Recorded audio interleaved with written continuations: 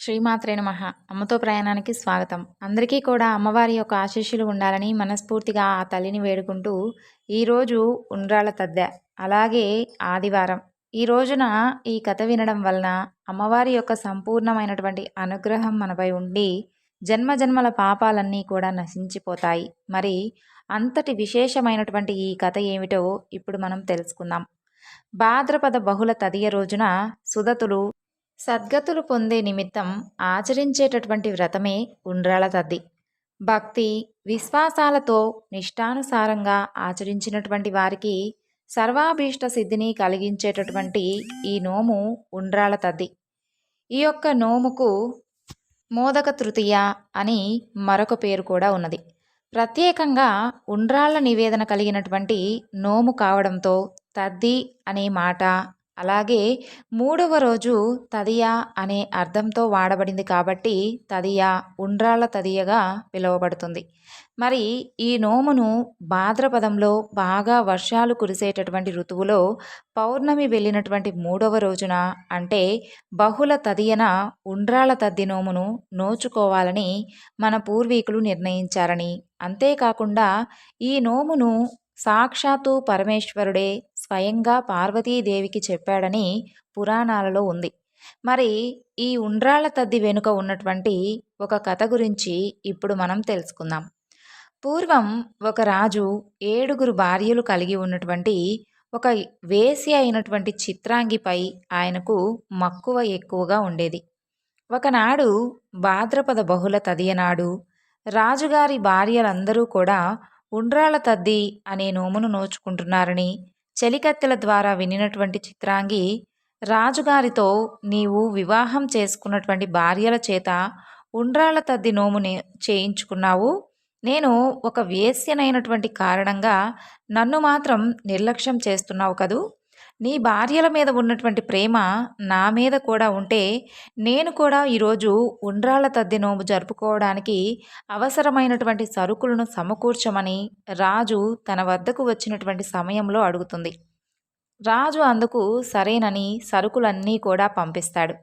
ఆ చిత్రాంగి భాద్రపద తృతీయ నాడు సూర్యోదయానికి ముందుగానే నిద్రలేచి అభ్యంగన స్నానమాచరించి సూర్యాస్తమయం వరకు ఏమీ కూడా భుజించకుండా ఉపవాస దీక్ష ఉండి చీకటి పడగానే గౌరీదేవికి బియ్యం పిండితో ఉండ్రాలను చేసి 5 ఉండ్రాలను గౌరీదేవికి నైవేద్యంగా పెట్టి మరొక 5 ఉండ్రాలను ఒక పుణ్యస్త్రీకి వాయనంగా ఇచ్చి నోమును ఆచరించి గౌరీదేవి యొక్క అనుగ్రహాన్ని పొందినదై, అలా 5 ఏళ్ళు నిర్విఘ్నంగా నోము నోచుకొని ఉద్యాపన చేసినటువంటి ఫలితంగా అపవిత్రమైనటువంటి ఆమె ఆ నోము నోచుకున్నటువంటి ఫలితంగా సద్గతిని పొందింది. భాద్రపద తృతీయ తిథి నాడు నోమును ఆచరించేటటువంటి స్త్రీలు సూర్యోదయానికి ముందుగానే అభ్యంగన స్నానం ఆచరించి సూర్యాస్తమయం వరకు ఉపవాసం ఉండి బియ్యం పిండితో ఉండ్రాళ్లను చేసి వండి గౌరీదేవిని పూజా మందిరంలో ప్రతిష్ఠించి షోడచోపచార విధిగా పూజను గావించి 5 ఉండ్రాలను గౌరీదేవికి, మరో 5 ఉండ్రాలను వాయనంపై దక్షిణ తాంబూలాలను ఉంచి 5 ముత్తైదువులకు వాయనంగా ఇవ్వాలి. ఇలా తమ తమ శక్తిని బట్టి వాయనంతో చీర, రవికలను కూడా సమర్పించుకోవచ్చు. ఈ ఉండ్రాళ్ళ తద్ది నోమును 5 సంవత్సరాలు ఆచరించిన తరువాత నోముకు వచ్చిన వారందరికీ కూడా పాదాలకు పసుపు పారాణి రాసి నమస్కరించి వారి యొక్క ఆశీస్సులు పొంది అక్షింతలను వేయించుకోవాలి. ఈ ఉండ్రాళ్ళ తద్ది నోమును ముఖ్యంగా పెళ్లికాని కన్యలు ఆచరించడం వలన విశేషమైనటువంటి ఫలితాలను పొందుతారని, మంచి భర్త లభిస్తాడని పురాణోక్తి. మరి ఇంతటి పవిత్రమైనటువంటి ఈ రోజున అరుణగిరి ప్రదక్షిణ మహత్యం గురించి కూడా తెలుసుకొని స్వామివారి యొక్క అనుగ్రహాన్ని పొందుదాం. కైలాసవాసుడైనటువంటి పరమేశ్వరుడు అగ్నిలింగంగా అరుణాచల రూపంలో భూమి మీద వెలిశాడు. ఆ యొక్క దివ్య పర్వతం చుట్టూ ఎంతోమంది దేవతలు పరివేష్టించి ఉన్నారు. యాని కాని చపాపాని జన్మాంతక కృతాని చ తాని తాని ప్రణశ్యంతి ప్రదక్షిణ పదే పదే అన్న శ్లోకం ప్రకారం జన్మాంతరాలలో చేసినటువంటి పాపాలు కూడా ఆ అరుణగిరికి ప్రదక్షిణ చేస్తే తొలగిపోతాయి. కోటి అశ్వమేధ యాగాలు, కోటి వాజపేయ యాగాలు చేస్తే వచ్చేటటువంటి ఫలితం, సర్వతీర్థాలలో స్నానం చేస్తే వచ్చేటటువంటి ఫలితం కేవలం ఒక్కసారి అరుణగిరి చుట్టూ ప్రదక్షిణ చేస్తే కలుగుతుంది. ఎంత నికృష్ట జన్మ ఎత్తిన వారికైనా సరే అరుణగిరి ప్రదక్షిణ ముక్తిని ప్రసాదిస్తుంది. ఆ గిరికి భక్తి శ్రద్ధలతో ప్రదక్షిణ చేసేవారు సకల యజ్ఞాలు చేసినటువంటి ఫలాన్ని పొందుతారు. అరుణాచల ప్రదక్షిణ కోసం వెళ్ళేవారు ఒక్క అడుగు వేసినంత మాత్రానే భూలోకాన్ని, రెండో అడుగుతో అంతరిక్షాన్ని, మూడో అడుగుతో స్వర్గాన్ని పొందుతారు. అలాగే మొదటి అడుగుతో మానసికంగా చేసినటువంటి పాపం, రెండో అడుగుతో వాక్కు ద్వారా చేసినటువంటి పాపం, మూడో అడుగుతో శరీరం ద్వారా చేసినటువంటి పాపం తొలగిపోతుంది. ఒక్క అడుగుతో సకల పాపాలు నశిస్తాయి. రెండో అడుగు వేస్తే సర్వ తపస్సుల ఫలితం వస్తుంది. పరమ పవిత్రమైనటువంటి ఈ అరుణగిరి చుట్టూ ఎన్నో సిద్ధాశ్రమాలు కూడా ఉన్నాయి. ఈ శిఖరం మీదే సర్వేశ్వరుడు సిద్ధేశ్వర రూపంతో దేవతలందరి చేత పూజింపబడుతూ ఉంటాడు. ఈ యొక్క దివ్య పర్వతం అగ్నిమయమని, ఈ పర్వతం అంతర్భాగంలో సర్వభోగాలతో కూడినటువంటి ఒక గుహ ఉందని భావిస్తూ ధ్యానిస్తూ ఈ యొక్క గిరికి ప్రదక్షిణ చెయ్యాలి. అలా చేసిన వారి యొక్క పాపాలను, దోషాలను తొలగిస్తానని పరమేశ్వరుడే స్వయంగా చెప్పాడు. అలాగే ఈ గిరిని పరమేశ్వరుడి యొక్క అష్టమూర్తిగా కూడా అందరూ గ్రహించి నమస్కరించాలి. అరుణగిరికి నిత్యం ప్రదక్షిణ చేసేవారికి నిత్యత్వం లభిస్తుంది. ఈ గిరి ప్రదక్షిణ చేసేవారి యొక్క పాదధూళితో భూమి కూడా పవిత్రమవుతుంది. మహిమాన్వితమైనటువంటి ఈ అరుణగిరికి 4 దిక్కుల దేవతలు పరివేష్టించి ఉంటారు. తూర్పు దిశలో సూర్యుడు, దక్షిణ దిశలో విశ్వామిత్రుడు, పడమర దిశలో వరుణుడు, ఉత్తర దిక్కున త్రిశూలము రక్షణగా ఉన్నాయి. అరుణగిరి వ్యాపించినటువంటి 2 యోజనాల పర్యంతం వీరు రక్షకులుగా ఉంటారు. అరుణాచలానికి ఉత్తర భాగంలోని శిఖరం మీద పెద్ద వటవృక్షం ఉంటుంది. దాని నీడ ఎంతో విశాలంగా వ్యాపించి అందరికీ కూడా ఆశ్చర్యాన్ని కలిగిస్తుంది. పవిత్రమైనటువంటి ఆ వటవృక్షం కింద సిద్ధుడి రూపంలో పరమేశ్వరుడు నిత్యం నివసిస్తూ ఉంటాడు. అష్టదిక్పాలకులు ఆ గిరి చుట్టూ అష్టదిక్కుల్లో ఉండి స్వామిని సేవిస్తూ ఉంటారు. వీరు కూడా తమ చేతులతో స్వయంగా 8 లింగాలను అరుణగిరి మీద స్థాపించారు. శివభక్తులైనటువంటి కొందరు రాజులు ఇక్కడ ఒక మహామండపాన్ని నిర్మించారు. ఈ గిరి మూలం ఆగమార్థ విధుడైనటువంటి వామదేవుడి చేత సేవించబడుతూ ఉంటుంది. ఇక్కడ అగస్త్యముని, వశిష్ఠ మహర్షి లింగాన్ని స్థాపించి కఠోరమైనటువంటి తపస్సును చేశారు. శోనా నది ఇక్కడ తీవ్రమైనటువంటి తపస్సు చేసి గంగకు అభిముఖంగా ప్రవహించేటటువంటి వరాన్ని పొందింది. పవిత్రమైనటువంటి ఆ శోనా నది అరుణగిరిని చుట్టూ కూడా ప్రవహిస్తూ ఉంటుంది. అరుణగిరికి వాయువ్య దిశలో వాయుతీర్థం ఉంటుంది. ఇందులో స్నానం చేసిన తరువాతే వాయుదేవుడు ప్రపంచంలోని అన్ని జీవులకు ప్రాణస్వరూపుడిగా మారాడు. ఈ యొక్క గిరికి ఉత్తర దిశలో సౌగంధికమల శోభితమై చక్కటి రాజహంసలతో నిర్మలమైనటువంటి జలాలతో నిండినటువంటి కుబేర తీర్థం ఉంది. ఈ గిరికి ఈశాన్య దిశలో ఈశాన్య తీర్థం నెలకొంది.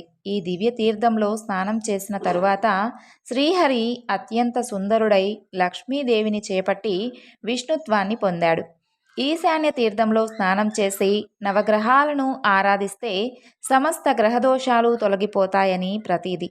ఈశాన్య తీర్థం చుట్టూ కూడా దుర్గాదేవి, గణపతి, కుమారస్వామి, క్షేత్రపాలుడు, సరస్వతి పరివేష్టించి ఉన్నారు.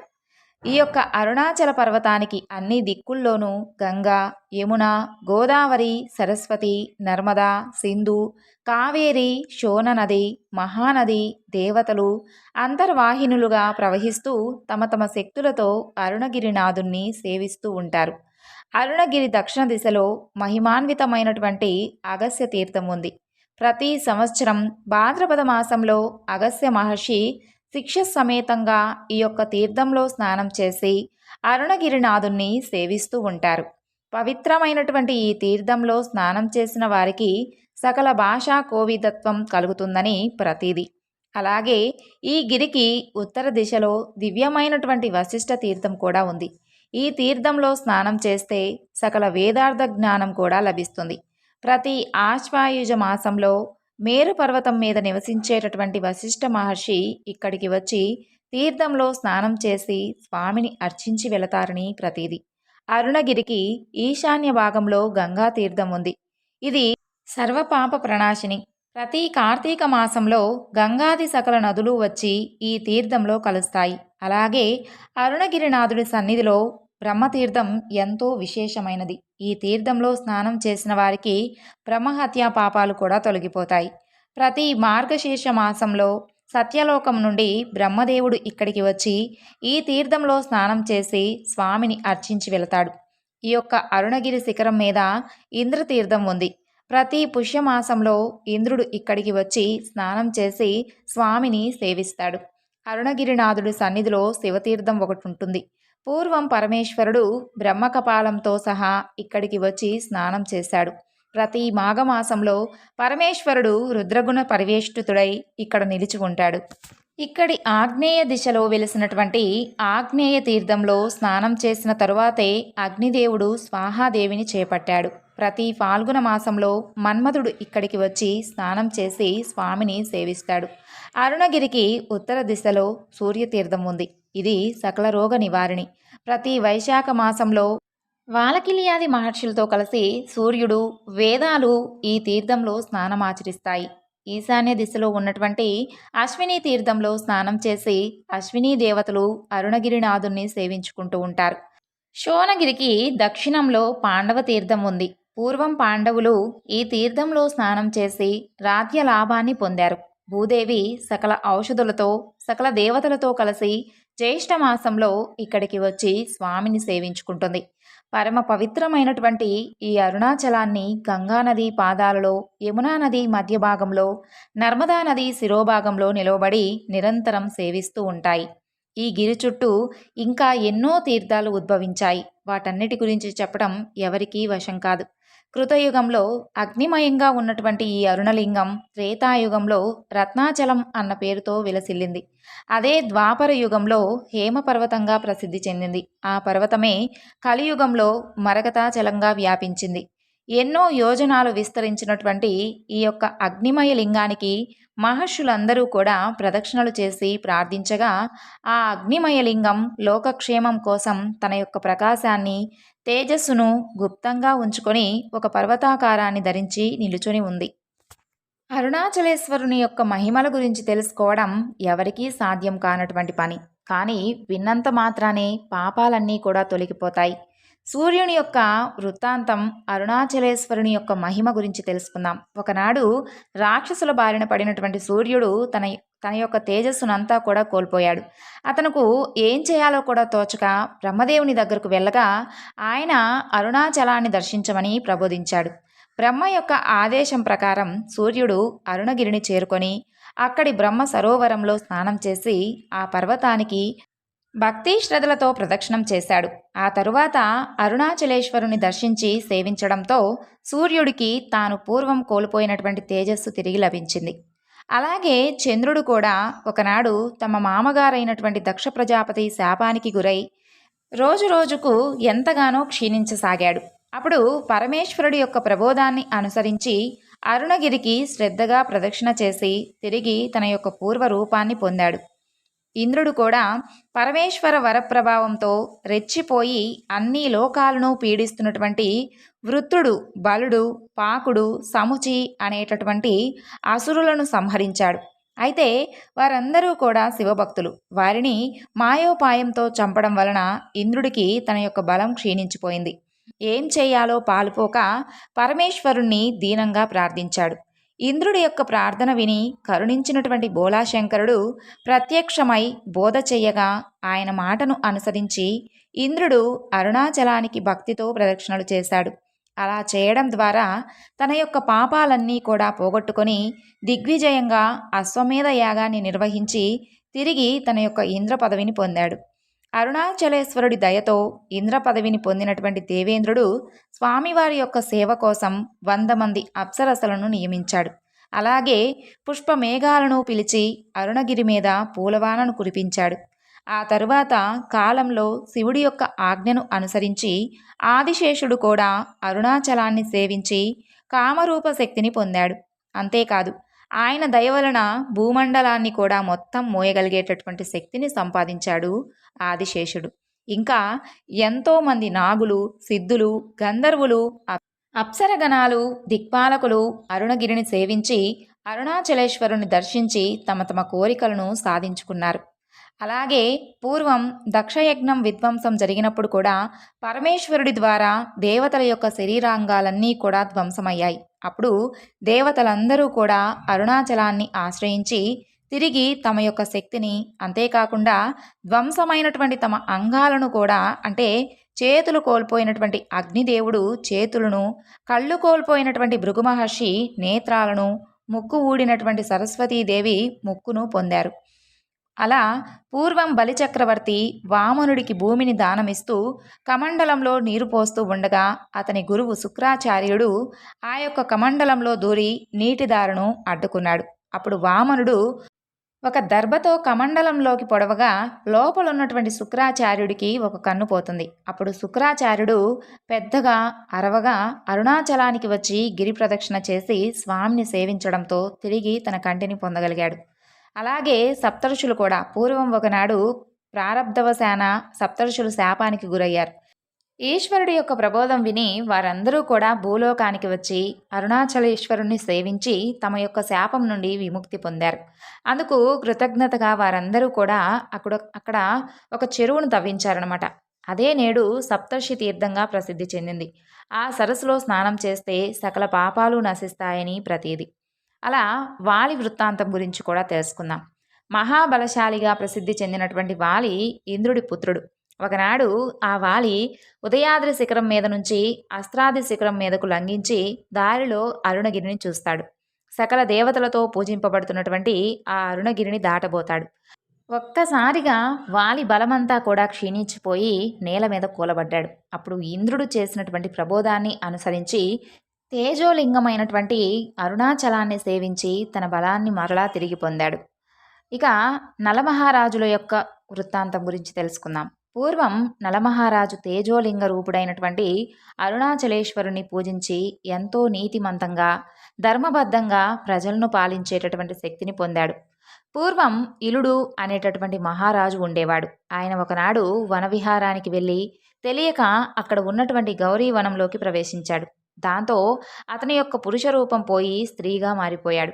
ఆ తరువాత తన యొక్క కులగురువు అయినటువంటి వశిష్ఠ మహర్షి ఆదేశంతో స్త్రీగా మారినటువంటి ఇలుడు అరుణగిరినాథుని సేవించి మరలా తన యొక్క పూర్వ రూపాన్ని పొందాడు. అలాగే పూర్వం ఒక కల్పంలో శేషపాన్పు మీద నిద్రించినటువంటి శ్రీహరి యోగ నిద్ర నుంచి ఎంతకాలం గడిచినా కూడా మేలుకోలేదనమాట. అప్పుడు స్వామి అలా నిద్ర నుండి మేలుకోకపోవడంతో జగత్తంతా కూడా అంధకారం ఆవరించింది. అది చూసి మునులందరూ కూడా అయ్యో ఏమిటిది, అకాలంలో కల్పాంతమైనట్లుంది అని ఎంతగానో ఆందోళన చెందారు. ఏమిటి దుస్థితి, కల్పం గడిచిపోయినా కూడా శ్రీహరి మాత్రం మేలుకోలేదే అని భావించి వెంటనే తేజోరాశి సంభూతుడైనటువంటి పరమేశ్వరుని ధ్యానించారు. మునుల యొక్క ప్రార్థనను విని ఈశ్వరుడు విశ్వరక్షణకు పూనుకున్నాడు. వెంటనే తన తేజస్సు నుంచి విస్ఫులింగాల్లాంటి 33 కోట్ల దేవతలను సృష్టించాడు.